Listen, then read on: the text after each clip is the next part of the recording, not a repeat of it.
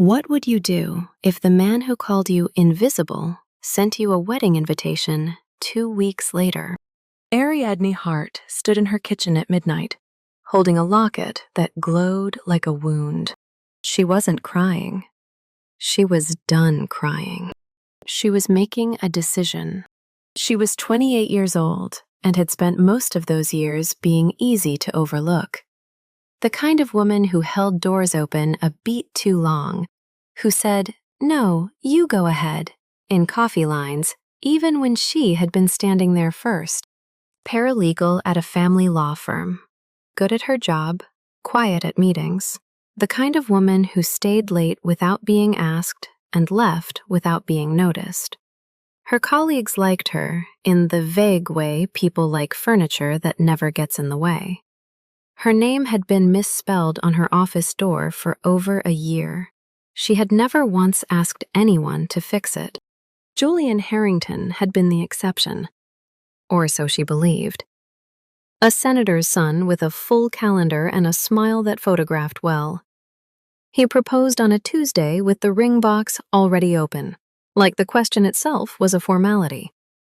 She had loved him completely, quietly, the way she did most things. 3 weeks ago, he ended it over dinner at a restaurant she couldn't afford on her own. She had paid the bill. She had taken a cab home alone. His words had not left her since, not for a single hour. "You're too quiet, Ariadne. Too comfortable. You've made yourself invisible, and I need someone who can stand beside me." The locket had belonged to her grandmother, not a soft, sentimental heirloom.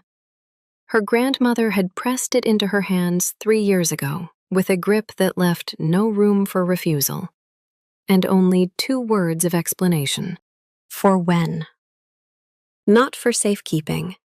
Not, "I want you to have this." Just for when. Ariadne had kept it in a shoebox under her bed, wrapped in a dish towel, the way you store something you're not ready to understand. On the night the cream-colored envelope arrived, "Julian Harrington and Claudia Mercer request the honor of your presence." She walked to the bedroom, pulled out the shoebox, and sat on the floor for a long time. There was a handwritten note on the back of the invitation. "I hope you'll come, Ari. I think it would be good for you." She read it 4 times. The 5th time, she turned it face down on the counter. "Good for you." As if attending your ex-fiancé's wedding 3 weeks after he ended things over a shared entree was a form of personal growth. As if she was meant to smile across a ballroom at the man who had looked at 3 years of her life and decided it wasn't enough, and come away from that experience feeling healed. She left the note face down. Then she looked at the locket. The blood-red crystal set into its face caught the kitchen light and threw it back in deep crimson, like something old deciding whether to wake up. Her grandmother's voice returned, quiet and certain. For when? Ariadne stood up. She was not the kind of woman who walked into vampire clubs. She knew the Crimson Nocturne existed the way most people knew it existed, as a rumor attached to an address, spoken in lowered voices by those who had heard things from others who had heard things. An underground establishment, members only. The kind of place where leaving was considered a courtesy extended at someone else's discretion. She wore her work blazer and sensible flats. She brought the locket, and as she descended the narrow staircase into the wash of crimson neon, the air thickening with something cold and faintly sweet, like cut flowers left in a room with no windows. The music from below rose through the floor and into her bones. Cold mist curled against her ankles, like the building itself was breathing, deciding. She told herself exactly one thing. He will say yes. He has to. Because the alternative is walking into that wedding as the woman Julian left, and she would never be that woman again. A vampire hostess stepped into her path, eyes that caught the light wrong. Members only. Ariadne's hand tightened around the locket until the engraved edges bit into her palm. "I need to see Noctivore Ravencroft," she said. Her voice only shook a little. "I have something he can't refuse." But she had no idea that everything was about to change. Not just at Julian's wedding, and not just for 2 weeks. The moment she said his name in that cold, crimson-lit room, she had already crossed a threshold she would never be able to uncross. If this story already has you hooked, wait until you see what happens when she finally meets him face to face. Stay with me for part 2. Would you walk into that room or walk away? Drop your answer, "I'd go" or "walk away." Let's see which side wins. His office smelled like cold stone and old candle smoke, and the man behind the desk had not looked up once. Ariadne stood just inside the door. The security guard who had escorted her, silently, efficiently, with the manner of someone who had long ago stopped being surprised by anything, had closed it behind her without a word. The room was dim. One panel of red-tinted glass along the far wall looked out over the club floor below, where music pulsed in slow, heavy waves she could feel in her back teeth. Noctivore Ravencroft was reading something, or pretending to. She placed the locket on his desk. He still. Then, slowly, the way cold air moves before a storm, he lifted his head. His eyes were the color of fog over deep water. They dropped to the locket once, briefly, then came back to her face. 4 minutes, he said. Use them wisely. Ariadne used 3. She kept her voice level, the same voice she used in depositions when opposing counsel was trying to rattle her, and laid it out plainly. The breakup, the invitation, the wedding in 2 weeks, the need to walk into that room as someone other than the woman Julian had left behind. When she finished, the office was very quiet. Noctivore pushed the locket back across the desk. "You came here to borrow a man the way you'd borrow an umbrella, to walk back into a room that hurt you and prove something to someone who has already decided what you are." It landed harder than she expected. 2 weeks, he said, before she could respond. "You'll stay in my penthouse. You'll learn how to stop apologizing for taking up space. When the 2 weeks are done, the locket returns to me." A pause. "Do you understand what you're agreeing to?" She didn't, not fully, but she picked up the locket and said yes. The penthouse occupied the 43rd floor. Black, UV-shielded glass on every wall, stark white marble and dark wood. No softness anywhere except a single wool blanket draped over the back of a chair that looked like it had been there for decades, belonging to someone no longer present. Elara, the housekeeper, showed her to a room without smiling, told her breakfast was at 7 if she wanted it, and that she should not enter the east corridor under any circumstances. Ariadne did not enter the east corridor. The first 3 days, Noctivore treated her like a project. He corrected her posture during dinner without preamble, told her to stop angling her shoulders inward, made her walk across the room and back while he watched, expression unreadable, until she stopped glancing toward the door every time she crossed it. "You keep checking the exit," he said on day 2. "Force of habit," she said. He held her gaze a moment longer than necessary. "Stop." She hated how much it helped. On day 4, he handed her a glass of water during one of their sessions and said nothing. Just set it on the table beside her without being asked, without making a moment of it, and went back to what he was doing. It was such a small thing, the kind of thing that shouldn't register. She thought about it for the rest of the afternoon. Day 3, late afternoon. Ariadne sat cross-legged on the penthouse floor, laptop open, video calling Harper. Harper's face filled the screen. Wide-eyed, hair unwashed, practically vibrating. "Ariadne Elizabeth Hart," You are living in the Vampire King's penthouse. A pause. I'm booking a flight. I'm coming to get you right now. Ariadne laughed. The sound surprised her. Soft and a little rusty, like something that hadn't been used in a while. The moment it came out, something shifted in her chest. Not dramatic, not a revelation, just a small, quiet loosening, the way a knot gives when you finally stop pulling against it. I don't need saving, she said, and almost believed it. Harper went still on the screen. Ari, you haven't laughed since February. Ariadne looked down at her hands. February. The restaurant. The cab ride home. After the call ended, she sat with the silence for a while. She hadn't realized until that moment how long she'd been pressing herself small, filing down every part of herself that might inconvenience someone else. Julian didn't make you invisible, she thought. You were practicing long before he arrived. On day 7, she heard something she wasn't meant to hear. She was passing the east corridor, not entering, just passing, when Alara's voice reached her through a partially open door.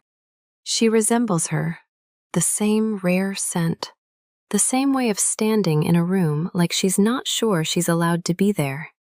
A pause. Are you certain you won't repeat your mistake? Ariadne stopped walking. The silence that followed was long enough to mean something. Leave it, Noctivor's voice answered, final as a door closing. She asked him at dinner that same evening. The question arrived before she could manage it back into silence, which was, she was beginning to understand, what happened when you stopped practicing smallness. Who was she? Noctivor set down his glass. The candlelight between them didn't waver. Someone I couldn't protect, he said. 200 years ago. She was human, the same blood signature as yours. Rare, the kind that draws attention from the wrong people. He looked at the table rather than at her. I believed I could keep her safe and hold my throne at the same time. What happened? I was wrong. 2 words. The weight behind them was not small. Ariadne looked at him. Really looked.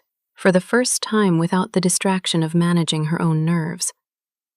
What she saw was not the controlled authority she'd first walked into. It was something older, something that had learned, through actual loss, that power and protection are not the same thing. She said, I'm sorry. He looked up.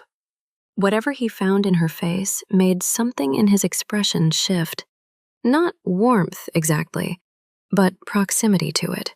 Later, they rehearsed the social presentation he'd designed for the wedding.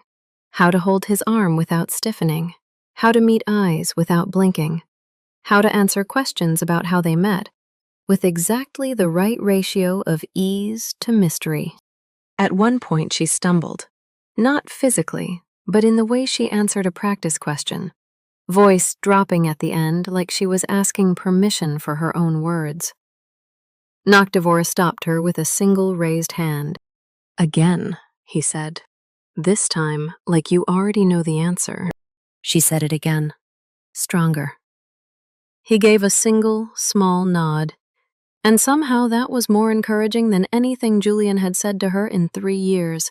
He adjusted her posture one last time, cold fingers at her shoulder, and said quietly, close enough that the temperature dropped, never bow your head to anyone, not to Julian, not to anyone in that room. A beat. Not even to me. Her heartbeat did something she chose not to examine. They were standing at the floor-to-ceiling window when his phone rang. He answered on the second ring. The voice on the other end said something brief. His shoulders changed. A subtle shift, like something inside him going to stone. Azrael has sent people to the wedding, he said. His voice was level. The levelness was worse than anger. This is no longer a performance. How dangerous. He looked at her with those fog-gray eyes, and for the first time, she saw something in them she hadn't expected. Fear. Not for himself. "Get some sleep," he said. "Tomorrow night, everything changes." Just when she thought she could trust again, the past returned. And this time, it had weapons. You think you know where this is going, but what happens at that wedding will surprise you. The Harrington estate sat 40 minutes outside the city, behind iron gates and a long gravel drive that announced, before you even reached the door, exactly how far you were from ordinary. Ariadne had been here once before. A campaign fundraiser, 2 years ago, on Julian's arm. She had spent most of it holding a glass of wine she didn't drink, nodding at conversations she wasn't invited into, and telling Julian on the drive home that it had been a lovely evening. He had agreed without looking up from his phone. Tonight she stepped out of the car with her shoulders back and her chin level, the locket at her throat, and Noctivore 2 steps behind her. Behind and slightly left, close enough that the cold air that moved with him reached her before anyone else did. The guests stared. She had expected that. What she hadn't expected was how little it cost her. Inside, the ceremony had concluded. The reception filled a ballroom of cathedral ceilings and staggered chandeliers. 300 guests, senators' wives, a federal judge, the kind of flowers that cost more than Ariadne's monthly rent. Everyone noticed Noctivore. Everyone pretended not to. They moved through the room together. She kept her shoulders back. She held eye contact. When someone asked how they had met, she said, "He was persuasive," with a smile that invited no follow-up. And the woman laughed and moved on. "I'm doing it," she thought. "I'm actually doing it." Julian found her on the terrace. She had known he would. It was the kind of thing Julian did. Appeared in the spaces between things, filling gaps he hadn't been invited into. His new wife was somewhere inside, being photographed. He looked at Noctivore, then at Ariadne. Then he made the mistake of speaking. "You really think this is real?" His voice was low, almost gentle, the tone he used when he wanted to sound like concern. "He wants the locket, Ari. That's what this is." Something happened in Ariadne's chest. Not the pain she'd braced for. Something quieter, cooler. "At least he sees me," she said. "You only ever saw a political wife." Julian's jaw tightened. For a moment, she thought he might actually say something real. Something without the careful management, without the senatorial poise. Something true. He didn't. He composed himself in about 4 seconds, which told her everything she needed to know about how much of what they'd had ever been unscripted. "You'll regret this," he said instead. "I already regret a lot of things," Ariadne said. "You're not going to be one of them." Julian left the terrace. Noctivore appeared at her shoulder.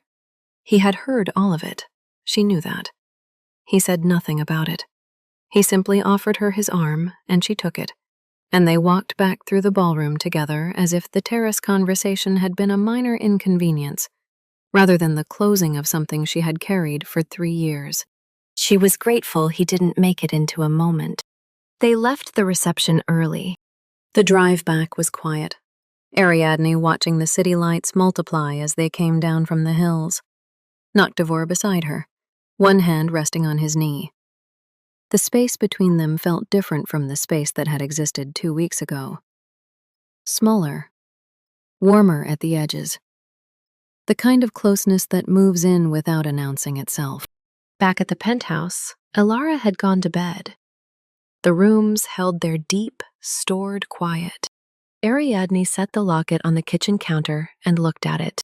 "He wants the locket, Ari." She had meant every word on that terrace. She knew that. But Julian's sentence had worked the way his sentences always did. Not by landing cleanly, but by finding the exact seam in whatever she had built and pressing there. 2 weeks, Noctivore had said on the first night. And when the 2 weeks are done, the locket returns to me. That had been the deal. Clear, transactional. She had understood it completely. She was no longer sure she understood it completely. He came to find her. She was standing at the window, 43 floors up, city lights below like something spilled, when she heard him cross the room.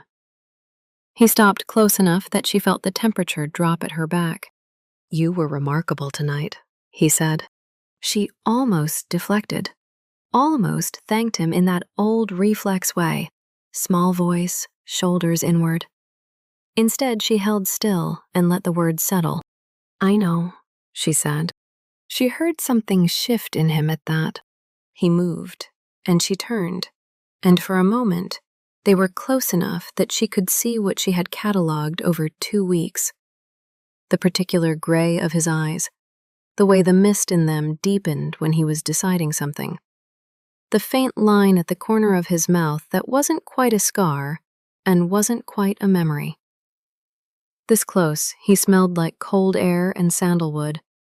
Nothing warm about it.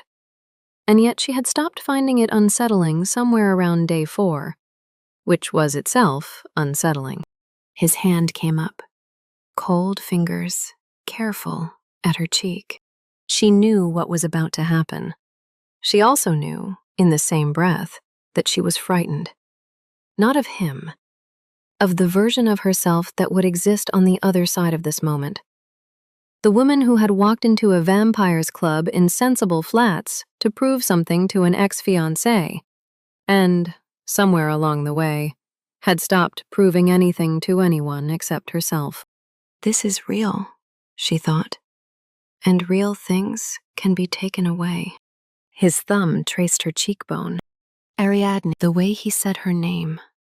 Not shortened, not softened, the whole weight of it, as if he had been holding it carefully and was only now setting it down. She leaned into his hand. Then his phone rang. He paused. 2 full seconds, which meant something, she would think later, before he stepped back and answered. Whatever the voice said was brief. The hand that had been at her cheek dropped to his side. "The deal is done," he said. Not to the phone, but to her. His voice was flat in a way she recognized now. Not coldness, but its performance. "You should go home." "Noctivore. Azrael's people tracked us from the estate. They know you're here. They know about the locket." A pause. "If you stay, you become a permanent target." "I'm already a target." "A temporary one. There's a difference." He turned toward the window so she couldn't see his face. "I made a mistake. Letting this... Go home, Ariadne." She stood in the middle of the room and looked at the set of his shoulders and understood, with a clarity she hadn't asked for, exactly what was happening. He was protecting her by using the one language he knew she couldn't argue with, the deal, the terms, the transaction, because anything beyond that was something he didn't know how to claim. He's not pushing me away, she thought. He's terrified, not of Azrael, of losing me the way he lost her. And in that moment, she realized the terrible truth. She hadn't come here to stop being invisible to Julian. She had stopped being invisible to herself. And she was not going anywhere. She knows the truth now. But what she does next will change everything. Next part is where it all comes apart and comes together at the same time. He pushed her away to protect her, but it felt like abandonment. She didn't leave. She packed her bag, zipped it closed, carried it to the front door and set it on the marble floor, and stood there with her hand on the handle for 3 full minutes. Then she walked back to the kitchen, put the kettle on, and sat down at the counter. The locket was still there. She picked it up. The blood-red crystal caught the under-cabinet light, the same deep crimson it had been in her kitchen 3 weeks ago, the night she pulled it from a shoebox and made a choice she didn't yet fully understand. For when, her grandmother had said. She was beginning to understand that for when did not mean the crisis. It meant the moment after, when the crisis had passed, and the choice was still yours to make. She went to find him. He was in the east corridor. The door was open just enough. She pushed through without knocking. She had learned that announcing herself gave him time to prepare a face, and she didn't want the prepared one. The room was small. A chair, a writing desk with nothing on it. On the wall above the desk, a framed photograph. A woman in 19th century formal dress, dark hair, an expression that said she had just told a difficult truth and was waiting to see what it cost her. Noctivore stood with his back to the door. "I told you to go home." "I know," Ariadne said. "I decided not to." He turned, and she saw it. Not anger. Not the authority she'd first walked into. Something much older. Grief that had been living in him so long it had become structural. The kind you can't remove without the whole architecture coming down. "You don't understand what you're walking into." "Then tell me." He told her everything. The locket. The blood crystal. What it could open. Azrael wanted to use a living human carrier. Someone with rare enough blood to absorb the crystal's power and transfer it. The vessel, once used, would not survive. The room was very quiet while he spoke. He did not soften it, did not look away. And that, the directness of it, the refusal to manage her reaction, was its own kind of respect. She had spent 3 years with a man who delivered difficult news sideways, buried in qualifications, arranged so that by the time you understood what had actually been said, you were already being asked to move on. "He wants to use me," Ariadne said. "He wants the blood. You carry it. There's a difference." Not to him. Noctivore looked at the photograph. She had the same signature. "I didn't understand the danger until it was too late. I thought controlling the threat was the same as ending it." A long pause. "It isn't. I know that now." Ariadne studied the woman in the photograph. That particular composure of someone who has said a true thing and accepted the consequences. She knew the risk, Ariadne thought.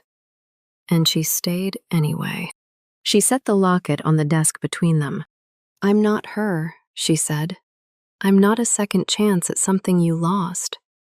I'm a different person, making a different choice." She held his gaze the way he had taught her, direct, without flinching.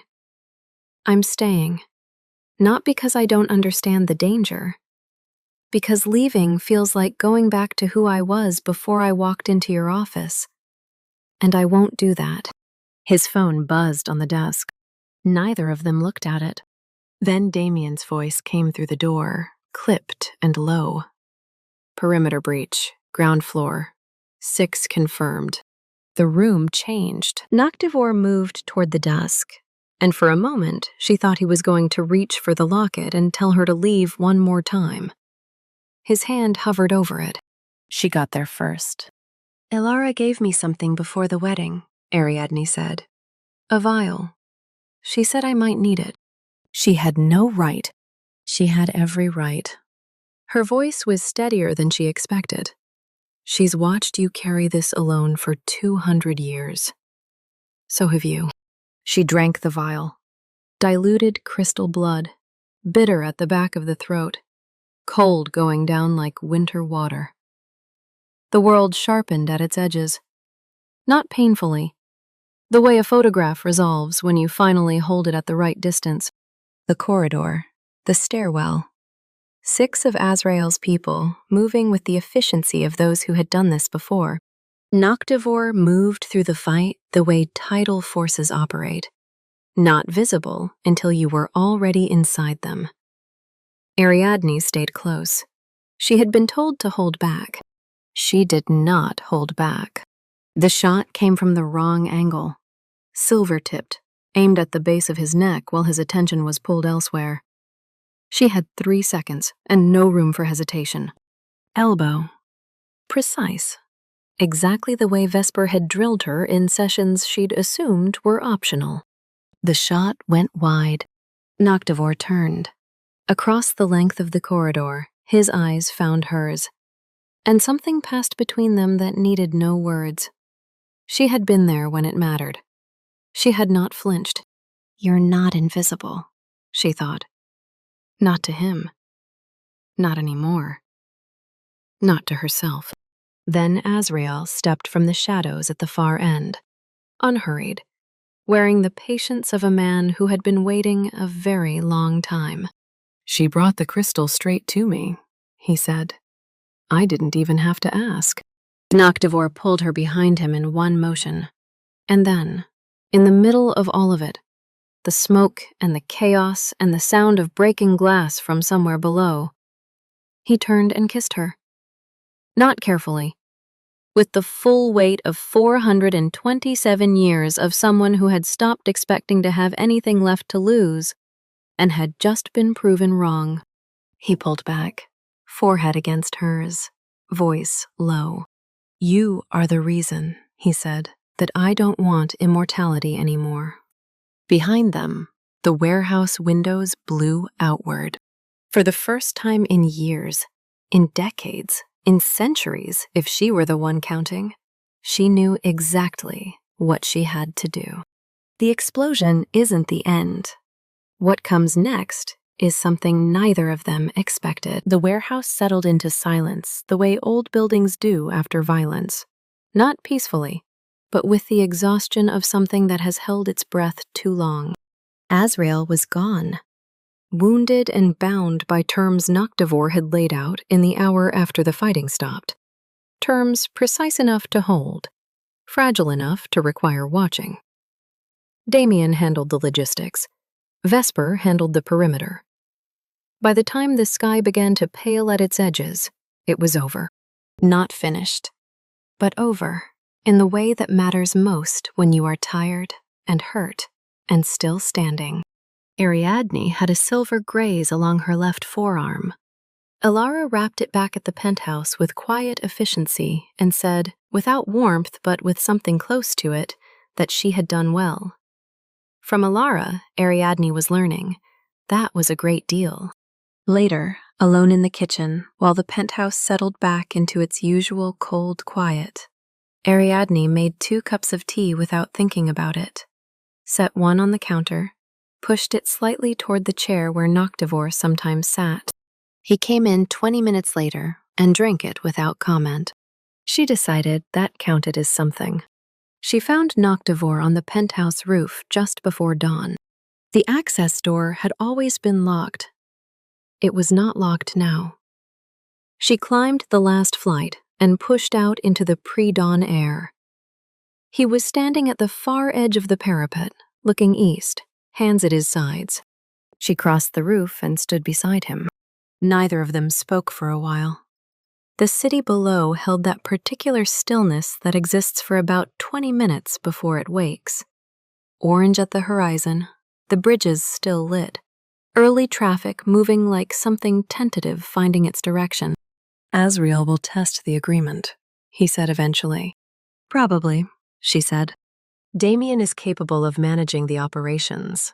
He has been for years." A pause.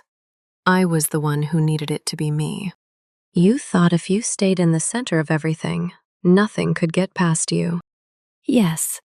And something got past you anyway." "Yes." She turned to look at him. In the pre-dawn light, his face was not cold the way it had been the first night. It was tired. The kind of tired that isn't fixed by sleep, that only shifts when something long held is finally set down. She reached out and took his hand. His fingers were cold against her palm. He looked down at their joined hands, and something moved across his face. Not surprise, but the expression of a man relearning how to hold something he had stopped expecting to receive. He did not pull away. They stood like that while the city woke around them. A bus below, a light switching on across the way, a bird landing on the parapet nearby and regarding them without opinion. The quiet between them had changed. It no longer held its breath. "I'm leaving the firm," Ariadne said. He glanced at her. "Not because of this, because of what I figured out while I was here." She watched the skyline. "I've spent 3 years on the paperwork side of manipulation cases. People who were talked into small lives by someone who knew exactly which words to use. I always told myself it wasn't my place to do more." A pause. "It is my place." "What will you do?" "Something that helps people get their names spelled correctly on their own doors," she said. He was quiet for a moment. A long enough pause that she almost added something, almost filled the silence the old way, with explanation and softening. She didn't. She let it stand. Then, very quietly, not quite a laugh, but the sound a person makes when something lands exactly right. "Your grandmother would approve." It settled in her chest, warm and precise. "She would," she said. The light shifted. The horizon moved from orange to pale gold, and the first true edge of the sun appeared above the eastern buildings. Ariadne watched it come and waited, out of old habit, for him to step back, to turn away, to do what 427 years had taught him to do in the presence of daylight. He didn't move. She looked at him. The light touched his face. He closed his eyes, not in pain, not in reflex, in something that looked, from where she stood, like relief. Long postponed and finally arrived. The blood bond she had formed using the locket had not given him power or permanence. It had given him this: one ordinary, irreplaceable morning with the sun on his face and someone beside him who had chosen to be there. After a long moment, he opened his eyes. He reached into his coat. The ring was not the locket. It had nothing to do with the locket.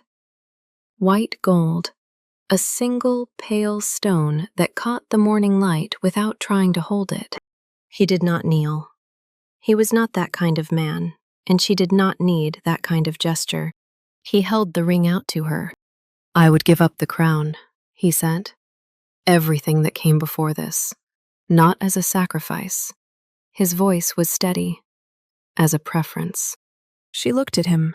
This man who had spent 4 centuries learning that power was not the same as protection, that presence was not the same as possession, that the most courageous thing an ancient and dangerous creature could do was stand still in the morning light and hold out a simple ring and mean it completely. Ariadne looked at the ring, then at him, then at the sun still climbing above the city they were standing over together. "And I choose you," she said, "immortality or not." She took the ring. His hand closed around hers. Warmer now, fractionally, the way something warms when it has been held long enough by someone who isn't going anywhere. The penthouse door behind them was still open. The rooms beyond it felt different now. Not quieter, not emptier, different in the way a place feels when it has finally been lived in, when the walls have stopped waiting and started belonging to something real. Their story doesn't end here, and what comes next, 2 years later, is the part that will stay with you longest.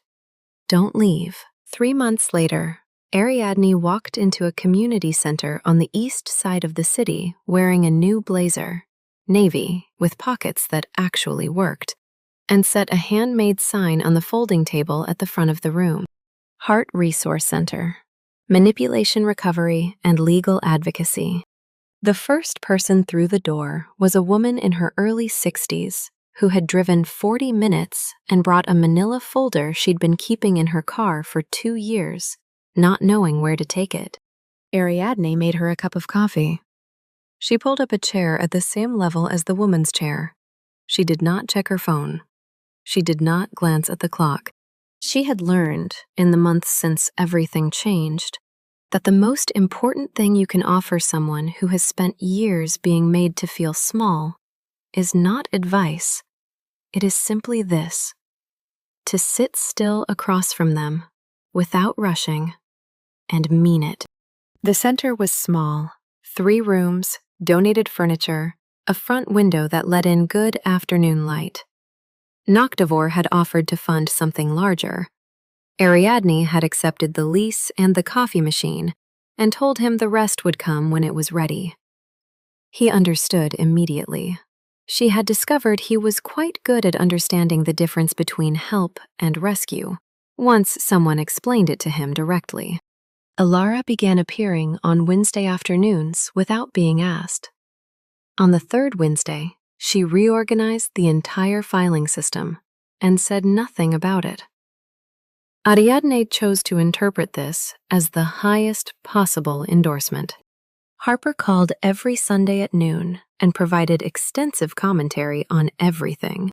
2 years after the night Ariadne stood in her kitchen, holding a locket that glowed like a wound. She sat in a rocking chair in a small nursery painted the color of early morning sky. The room smelled of talcum powder and the particular warmth of a sleeping infant. A mobile above the crib turned slowly in the draft from the heating vent. Small silver moons, hand-soldered, a gift from Damien that arrived without a card, because Damien communicated exclusively through actions. Isabella was 3 weeks old. Dark hair, a great deal of it.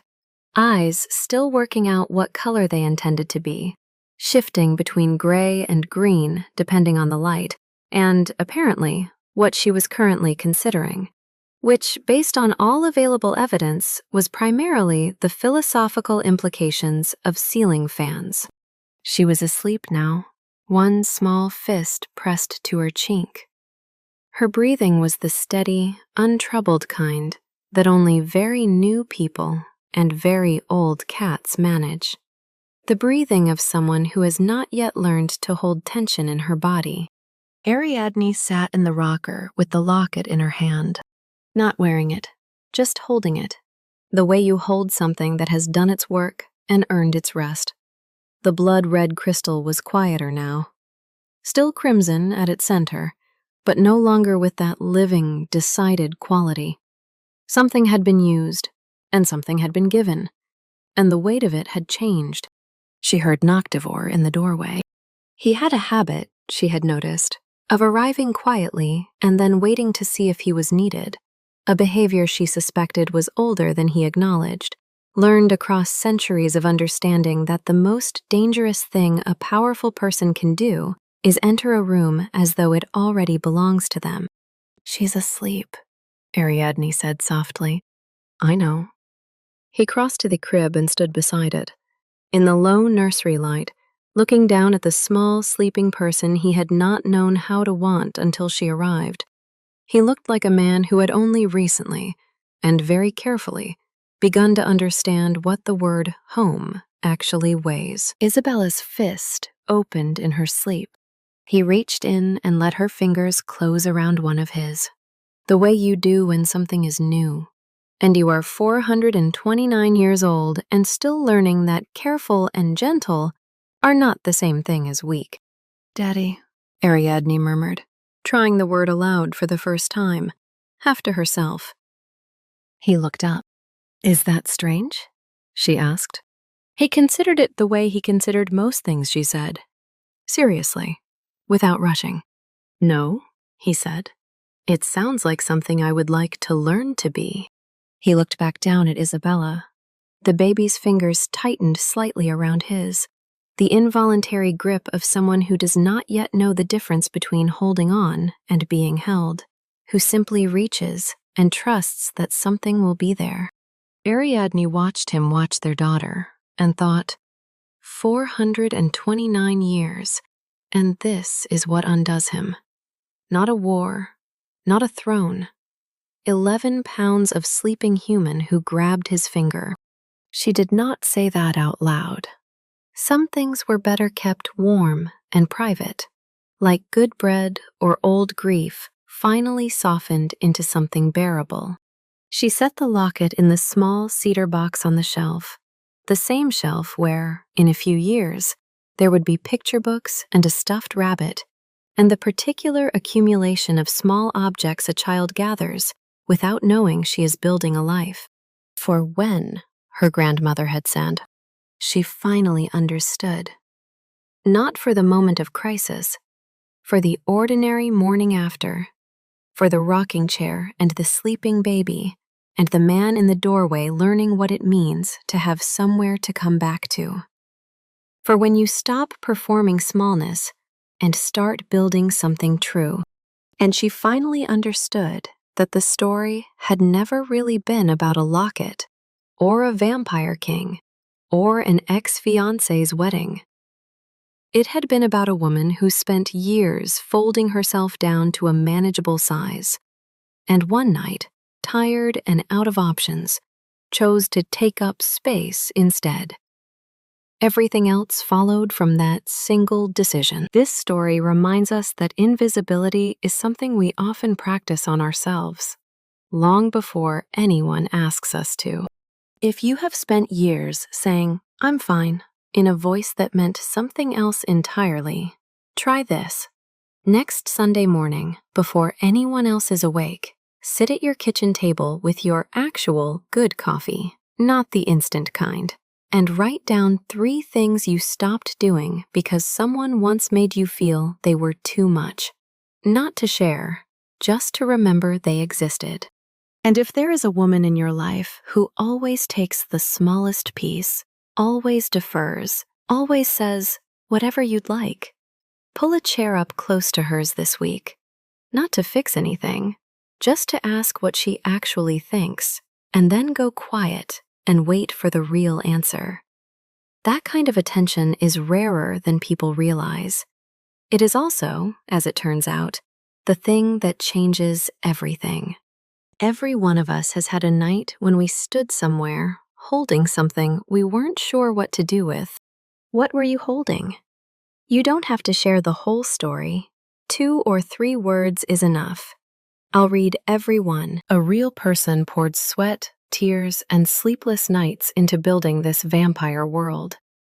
Every inner conflict and cursed love belongs to a human heart. AI only assisted in a very small way to help deliver the story to you completely.